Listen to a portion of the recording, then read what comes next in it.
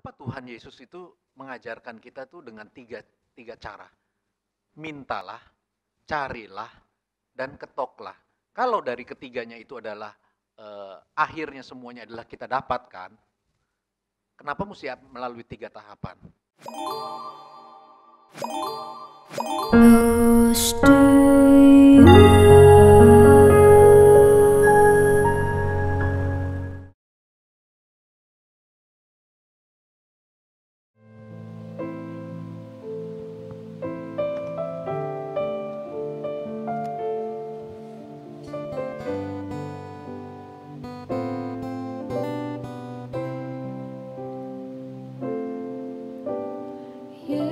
Yesus, namamu yang termanis. Yesus, kau selalu dengar doaku. Oh Yesus, kau angkat bila ku jatuh. Kau termanis, namamu termanis. Yesus, namamu yang termanis. Yesus, kau selalu dengar doaku. Oh Yesus, kau angkat bila ku jatuh. Kau termanis, namamu termanis.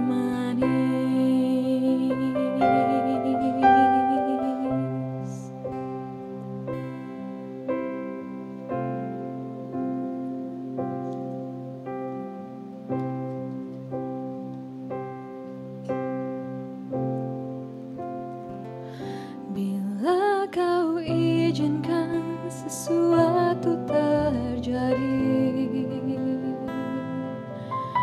ku percaya semua untuk kebaikanku.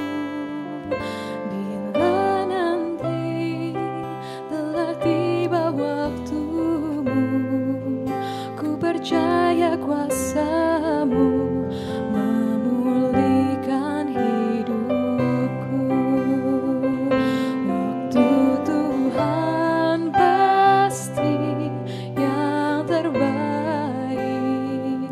walau kadang tak mudah dimengerti. Lewati cobaan, ku tetap percaya waktu Tuhan pasti yang terbaik.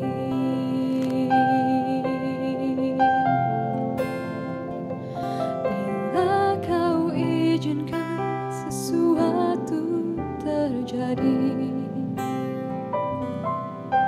ku percaya semua untuk kebaikanku.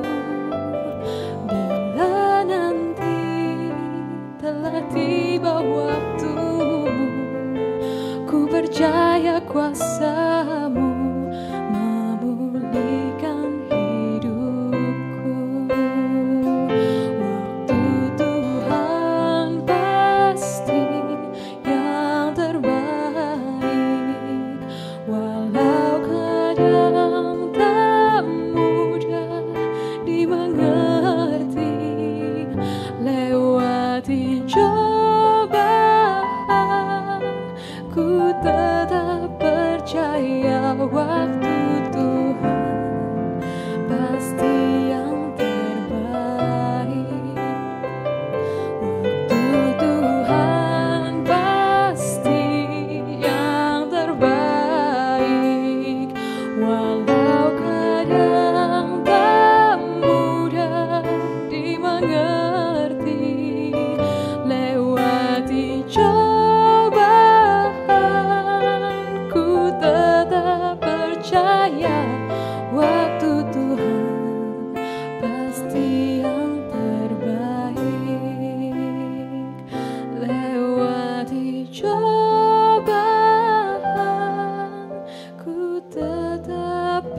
setiap waktu Tuhan pasti yang terbaik.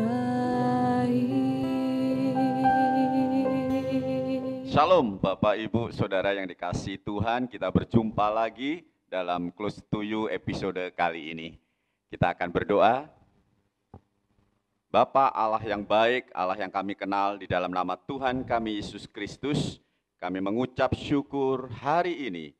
Kami ada sebagaimana kami ada, semua karena kebaikan-Mu. Tuhan, sebentar kami akan sharing firman Tuhan, kami akan membahas apa yang perlu kami lakukan hari-hari ini. Roh Kudus-Mu melawat kami, memimpin diskusi kami. Berkati juga anak-anak-Mu yang mengikuti acara ini. Terima kasih Bapa, dalam nama Yesus. Haleluya. Amin. Bapak Ibu Saudara, acara Close to You ini adalah sebuah acara untuk kita bisa memuji dan menyembah Tuhan bersama. Dan kemudian kita membahas secara singkat beberapa bagian daripada firman Tuhan dan aplikasinya dalam kehidupan sehari-hari. Dan kembali kita bersama dengan Pak Januar pada hari ini. Nah, kita akan membahas dari kitab Lukas 11 ayat 9 sampai 10. Nah, Bapak Ibu Saudara, dari ayat ini ada hal yang menarik, yaitu perikop ini mengajarkan tentang cara berdoa, ya, di dalam perikop doa Bapa kami. Ada 3 kata yang kita temukan di situ, yaitu mintalah, carilah, dan ketuklah. Nah, gimana nih Pak Januar?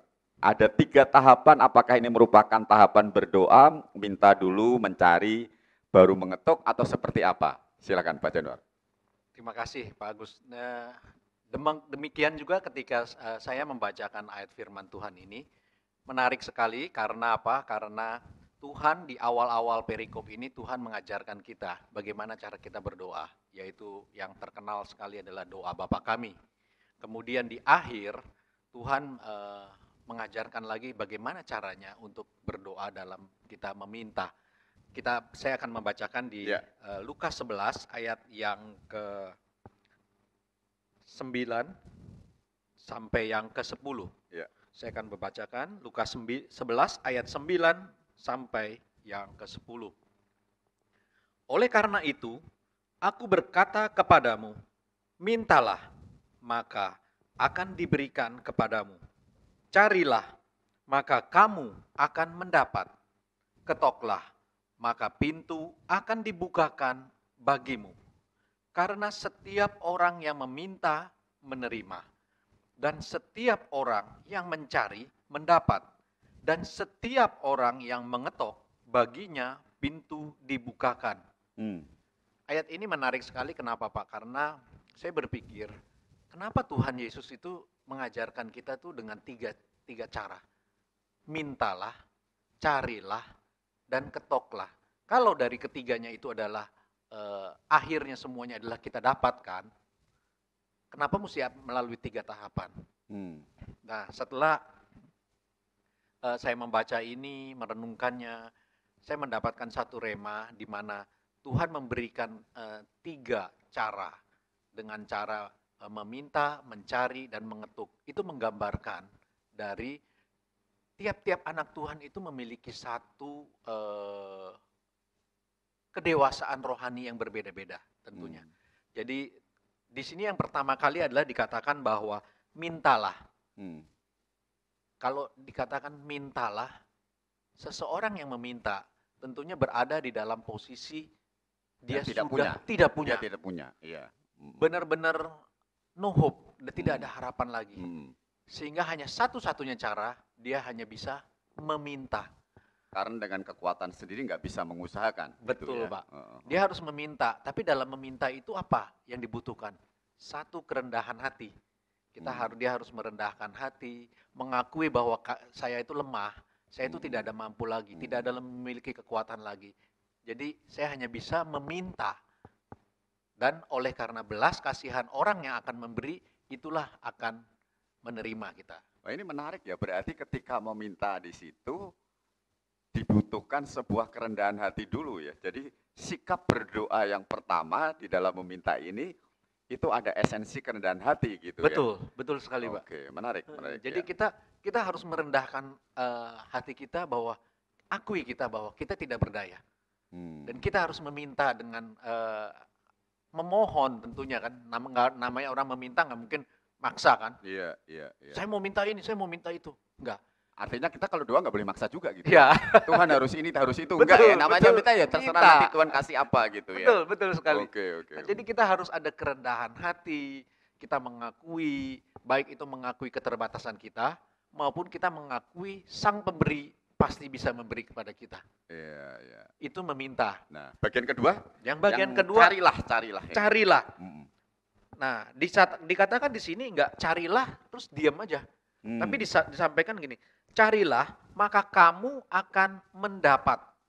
Mm, Dan di ayat yang ke-10 dikatakan, setiap orang yang mencari akan mendapat. mm, Berarti apa? Yang saya dapatkan adalah bahwa ada seseorang yang sudah memiliki kedewasaan yang lebih lagi, mm, atau ada kemampuan, jadi Tuhan mengharapkan seseorang itu juga ada action, Pak. Ada tindakan. mm. Seseorang yang masih memiliki satu kemampuan, janganlah menggunakan teori yang pertama tadi, minta. Tapi kalau masih memiliki satu kekuatan, carilah. Jadi dibutuhkan satu usaha, ada action. Ketika kita mencari pekerjaan, bagaimana kita akan mendapatkan pekerjaan itu? Masukkan mencari lowongan. Kita masukkan CV kita untuk ke perusahaan-perusahaan. Ada action. Jadi di bagian carilah ini harus ada hal-hal yang menjadi bagian kita yang harus kita lakukan. Betul sekali, Pak. Oke. Betul sekali. Tuhan mau supaya kita juga aktif. Mm, Tidak berlaku seperti orang yang posisinya terjepit dan tidak mampu lagi. mm. Nah, kalau sampai seperti itu boleh. Tuhan katakan mintalah. Mintalah. Tapi kalau Oke. pada saat kita sudah ada dewasa, rohani, kita juga masih ada kemampuan, kita harus bisa berusaha. Iya. Contohnya kalau orang sakit misalnya, Pak ya. Iya, menarik ini. Banyak sekali orang sakit yang pertama memang berdoa kepada Tuhan. Dan sedikit memaksa minta kesembuhan secara ajaib. Padahal Tuhan berkatakan, ya kalau kamu misalnya bisa berobat, minum obat ke dokter, itu juga merupakan salah satu cara Tuhan bisa menyembuhkan kita. Untuk mencari tadi Betul. ya. Tapi kalau misalkan seseorang itu sudah nggak ada kekuatan lagi, dia harus di tempat tidur, Dan tidak dia ada bisa dalam doanya Iya, dia tinggal minta Iya. gitu. Karena memang nggak ada lagi, Nggak ada daya lagi. upaya. daya upaya Gitu. lagi. Tapi ketika kita ya Tuhan masih kasih secara materi, kita masih bisa bergerak untuk mencari pengobatan, Ya, nah itu carilah. betul. Ya, karena Tuhan akan menggunakan sarana-sarana itu untuk menyembuhkan Betul. juga. Kalau enggak nanti dokter pada ngalah kudung, Pak. Iya, Ya kan? betul juga. Jadi, Semuanya tinggal sakit, doa, sembuh. Iya, Sakit, doa, sembuh. Waduh, iya, itu repot iya, juga. iya, menarik. Nah, bagian ketiga ini. Mm-mm. Kalau tadi meminta, mencari, dan ini mengetuk gini. Gimana Nah, nih Pak Januar? Kalau mengetuk ini dikatakan di sini, ketoklah, maka pintu akan dibukakan bagimu. Berarti apa? Ketika kita mengetuk pintu, sang tuan rumah udah siap untuk membukakan. Dan hasilnya apa? Pintu pasti akan dibukakan. Karena juga dijelaskan di sini. Di ayat yang ke-10 ya. Dan setiap orang yang mengetuk, baginya pintu dibukakan. Nah, sebenarnya ini yang diketuk apa ya Pak ya? Ya, Ini kita ngetuk kan berarti di rumah orang lain gitu. ya betul Pak. Itu maknanya adalah ketika kita meminta bantuan atau apapun ke orang yang memiliki satu kekuatan atau kemampuan untuk menolong kita. Dan orang itu memang ya kita gambarkan itu adalah Tuhan ya. Kita mengetuk pintu hati Tuhan dan Tuhan pasti membukakan dan menjawab. Itu karena kita orang asing. Kalau kita sudah anak Tuhan, seharusnya bukan lagi mengetuk, kita sudah punya kunci rumahnya Pak. Kita sama-sama. Tinggal bagaimana kita sadarkah kita sebagai anak Tuhan itu bisa masuk ke dalam rumah kita itu dengan istilahnya bukan lagi sebagai tamu. Tuhan mungkin sudah memberikan kebebasan kepada kita, kita adalah sama-sama dia Bapa, kita anak. Dan Oke. itu adalah rumah kita juga. Iya, Dan iya, Tuhan iya. menyadari bahwa itu loh yang harus kita sadari. Bahwa Hmm, kita tinggal bersama dengan Bapa. hmm. Jadi orang asing aja, kalau Tuhan katakan ketuk, dia akan bukakan pintu. Apalagi kita anaknya. anak-anaknya gitu ya. Betul, betul sekali Iya. Pak. Jadi melalui bacaan ayat pada pagi hari ini, saya mendapatkan tiga tingkatan Mm-mm. kerohanian. Yang pertama memang kita tidak berdaya. Mm-mm. Kalau kita sudah sungguh-sungguh sangat tidak berdaya, kita percaya sama Tuhan, mintalah Tuhan katakan. Nanti Mm-mm. akan dia berikan. Tapi kalau kita masih memiliki satu kemampuan, carilah. Mm. Tapi kita sebagai anak-anak Tuhan, ketuklah. Kita udah bisa masuk Pak. Mm. Itu semua sudah disediakan oleh Tuhan. Iya. Bagaimana? Makanya di Amsal juga dibilang ya, kalau kamu nggak bekerja janganlah makan gitu Betul kan ya. Pak, betul Artinya kalau kita masih punya kemampuan, daya upaya, ya jangan cuma minta-minta doang gitu ya, harus ada effortnya. Pak. Iya, Sering iya. sering diselewengkan Pak yang ayatnya mengenai apa? Tuhan memberikan berkat pada orang yang sedang tidur. Sedang tidur, iya. Wah betul. enak nih, saya menjalankan perintah Tuhan nih. Heeh. Tidur, nggak Iya. bekerja. Iya, iya, iya. Nah, padahal kita harus belajar melihat itu ayat itu lagi berbicara mengenai apa. Iya, iya, Tidak hanya iya, kita ambil potong, comot, iya, iya. terapkan, nggak bisa gitu Pak. Kira-kira begitu Pak. Jadi ada tiga yang saya dapatkan, carilah, mintalah, carilah, dan ketoklah. Maka semuanya itu akan dibukakan oleh Tuhan. Ketika di bagian ketoklah ini cukup menarik sih Pak Januar ya, bahwa Tuhan itu punya segala sesuatu ya. Bagi kita orang percaya, itu semuanya itu sebenarnya sudah ada. Betul. Gitu ya. Betul Pak. Ya. Tetapi tetap saja harus ada iman kita. Kita percaya nggak bahwa itu ada? Gitu. Sebenarnya juga benar Pak, ketika kita juga segala sesuatu itu ada, istilahnya kita harus ada tetap tata krama Pak. Nggak bisa kayak main sembarangan kita ambil dan sebagainya. Kan Tuhan bilang ketuklah. Ketuklah. Jadi itulah caranya juga. Ada caranya juga bagaimana kita sebagai anak Tuhan, bagaimana kita untuk meminta kepada Tuhan Allah Bapa kita, bukannya kita ngerampok atau mengambil seenak diri kita, tapi ada tata caranya. Kita harus memohon kepada Tuhan, walaupun itu semua sudah tersedia. Iya, Ya kan? iya. Luar biasa. Nah Bapak Ibu, hari ini kita belajar sesuatu yang baru, ya rema yang baru di Lukas ini, yaitu mintalah, carilah, dan ketoklah. Ini sangat tergantung pada kondisi kita, dan Tuhan Yesus memberikan pelajaran yang luar biasa. Ada saatnya kita secara manusiawi, secara daging nggak mampu sama sekali. Engkau tinggal di tempat tidurmu, engkau tinggal berdoa, minta, maka engkau akan dapatkan. Tapi kalau Tuhan masih kasih badan yang sehat, ada bagian yang harus kita lakukan. Carilah, ada effort, ada usaha, maka kita juga akan mendapatkan. Dan situasi yang lain, kita mengetok pintu hati Tuhan. Dan bagi kita orang yang percaya, Tuhan pemilik segala sesuatu, Dia pasti akan mendengarkan doa kita. Saya akan tutup dengan pembacaan di Lukas 11. Ya, Lukas 11 ayat 11 sampai 13. Bapak, Ibu, Saudara, firman Tuhan berkata demikian. Bapa manakah di antara kamu, jika anaknya minta ikan daripadanya, akan memberikan ular kepada anaknya, itu ganti ikan. Atau jika ia minta telur, akan memberikan kepadanya kalajengking. Jadi, jika kamu yang jahat tahu memberi pemberian yang baik kepada anak-anakmu, apalagi Bapamu yang di surga, Ia akan memberikan Roh Kudus kepada mereka yang meminta kepadanya. Allah kita Allah yang penuh kasih. Mintalah, carilah, ketoklah, engkau akan mendapatkannya.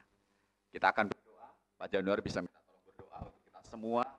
Baik, semakin hari kita bisa berdoa dengan lebih benar lagi. Baik, mari kita berdoa. Tuhan, terima kasih ya Tuhan atas berkat firman-Mu pada pagi hari ini. Kembali kami boleh diingatkan ya Tuhan. Sebagai anak-anak Tuhan, kami memiliki kebutuhan yang harus kami lakukan ya Tuhan. Tapi Engkau Tuhan menjamin kami, Engkau mengajar kami untuk bagaimana kami meminta, untuk bagaimana kami mencari, bahkan ketika kami ada Tuhan. Kami mengetuk pintu hati-Mu, maka semuanya itu akan diberikan kepada kami ya Tuhan. Engkau telah menyadarkan kami bahwa kami memiliki tugas kami. Masing-masing kami memiliki Tuhan, apa yang harus kami lakukan, sehingga kami dapat menerima berkat pemeliharaan Tuhan yang sempurna. Apapun yang kami hadapi ya Tuhan dalam kehidupan kami. Segala sakit penyakit kami, Tuhan mau melawat kami dan menyembuhkan kami. Segala kehidupan ekonomi kami, yang kekurangan Tuhan akan pulihkan dan mencukupi semuanya. Dan kami dapat menjadi alat-Mu. Kami diberkati untuk dapat menjadi berkat bagi banyak orang. Terima kasih ya Tuhan atas berkat firman-Mu pada pagi hari ini. Kami mau tanam di dalam hati kami dan kami mau terapkan dalam kehidupan kami. Di dalam nama Tuhan Yesus kami sudah berdoa dan kami mengucap syukur. Amin. Amin. Selamat berjumpa lagi dalam acara Close to You berikutnya. Mari semakin hari kita semakin intim sama Tuhan. Close to You.